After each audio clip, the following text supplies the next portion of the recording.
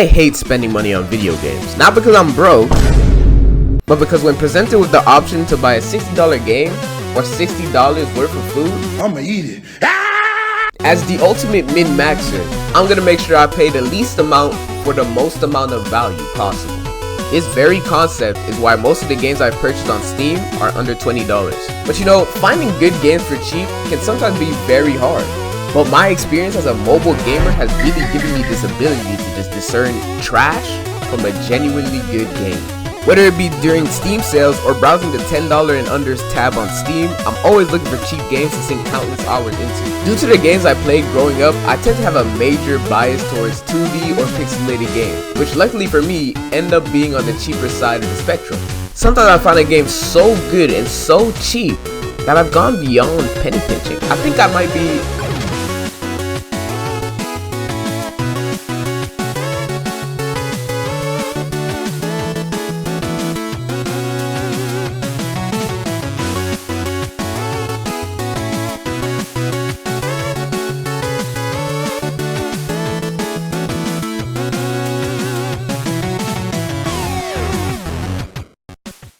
Hey guys, EnderHerve here, bringing you another episode of Pixel Pinching. Today we're going to be taking a look at Monster Sanctuary, a game I wish I discovered sooner. Monster Sanctuary is another $20 game, but goes on sale for $5 during major Steam sales. Straight up, this might have been the greatest $5 I spent in recent years. When I got this game in January of this year, I could not stop playing it, and it almost got me to start uploading again. Monster Sanctuary is a mix between a creature collector and a metroidvania, where you play as one of the keepers of a spectral familiar and fulfill your duty of keeping the Monster Sanctuary safe alongside other monster keepers. During your adventure, you run into this evil group of old heads called the Alchemists, who are trying to destroy the sanctuary and return the world of how it was in the old days, which was basically survival mode instead of peaceful coexistence in the sanctuary. So naturally, you're going to try to stop them. Stopping these alchemists is only half of the story, as of course you are also trying to increase your keeper rank to the maximum level. To increase your keeper rank, you must defeat various champion class monsters scattered across the sanctuary. Of course, in order to increase your keeper rank or stop the alchemists, you're going to need a trustworthy team of monsters to fight by your side. Each monster comes with its own unique skill tree, with different moves, buffs, and passives. The builds for each monster is pretty flexible, with most being able to slot in as a support or offense depending on how you build them. Eventually, you are able to dark shift or light shift your monster, which gives them a new unique passive. Light shifts are usually more team oriented, while dark shifts usually benefit the shifted monster. Some monsters are able to evolve, which completely changes their skill tree. On top of unique skill trees, each monster has an adventure ability which gives the player access to those classic tools found in most Metroidvanias that allows the player to explore the map. To get more monsters, you have to battle them in a 3v3 turn-based RPG type battle. Your odds of getting a monster egg from battle greatly increase depending on how many stars you get based off the game's scoring system. The scoring system basically measures how efficient you were in defeating the monsters. The more efficient you were, the more stars you receive. The more stars you get, the better the loot. Monsters can be equipped with several weapons and items to make them stronger. Additionally, you can feed your monsters up to 3 food items to give them permanent buffs. Keeper battles are a little bit different from monster battles, because in keeper battles, only 2 of your monsters can act on the first turn. Also, if the battle starts to go on for too long, all monsters gain a buff that increases their damage and stacks every consequent turn. The main reason I was so hooked on this game is the same reason I believe that Pokemon Legends Arceus is one of the best, if not the best, Pokemon game ever created. You are really incentivized to catch every monster, which each monster having different skill trees and adventure abilities. I felt like I had to catch them all just to see what they could do, or if they had the ability I needed to progress further into the story. I think actually being incentivized to capture all the monsters in a creature collector is a very underrated aspect of what makes a creature collector so good. In Pokemon Legends Arceus, this was done by making you need to catch Pokemon and do their little quest in order to increase your trainer level. On top of incentivizing players to catch every monster, it's also important that it's possible and kind of not easy but manageable to catch every monster. And in this game, it is manageable because you just have to get 5 stars or even 3 stars on a monster battle and you'll get the egg. Sometimes you do need 5 stars though, so you better get good at this game.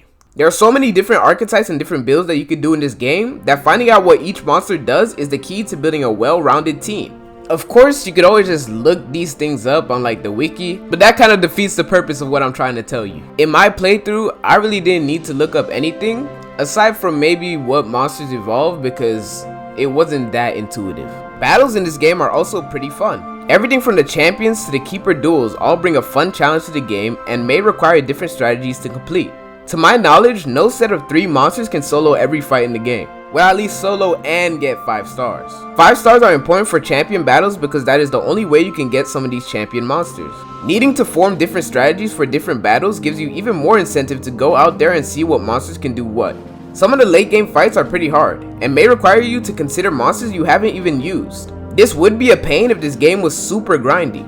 But great news, this game isn't that grindy either. You can buy most of what you need like skill resetters, skill potions, level up badges, which are basically rare candies, shift zones, and much more from the shops, or just get them from monster battles or chests you open from exploring the map. All monsters you hatch from eggs are 1 level lower than your highest level monster, so once you get a monster to max level, it really isn't that hard to start using replacements. To be honest, I came up with a pretty good team, but there were still some fights where I had to slot in different monsters or come up with new strategies in order to win. Another thing I love about this game is the journey to 100% and the crazy post-game challenges. The achievements in this game aren't too unattainable, and if you've already been collecting everything throughout your normal playthrough, which again is heavily encouraged, the achievements are definitely doable.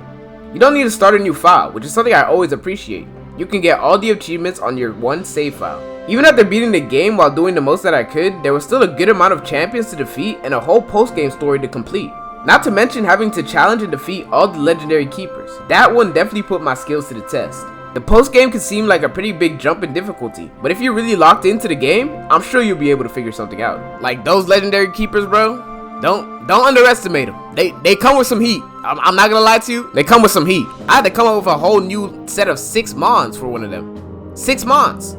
Just for one. I guess you could say they're really deserving of that legendary title because I was in the trenches, bro. Like genuinely in the trenches. I really wish there was more to do after 100%ing the game. There's a Discord for this game where you can challenge people to duel, but honestly, I'd rather just hop on the queue and find a match, which really won't work since the queue isn't active for this game. This would be a fun way for me to just mess around and test different monsters and builds. There's also an infinity arena where you can see how far you could go, but I'm not really interested in that. You could also try to get one of every monster plus its dark and light shifted forms, but certain monsters you only get once a save file, so you would have to beat the game in New Game Plus 2 extra times just to complete that.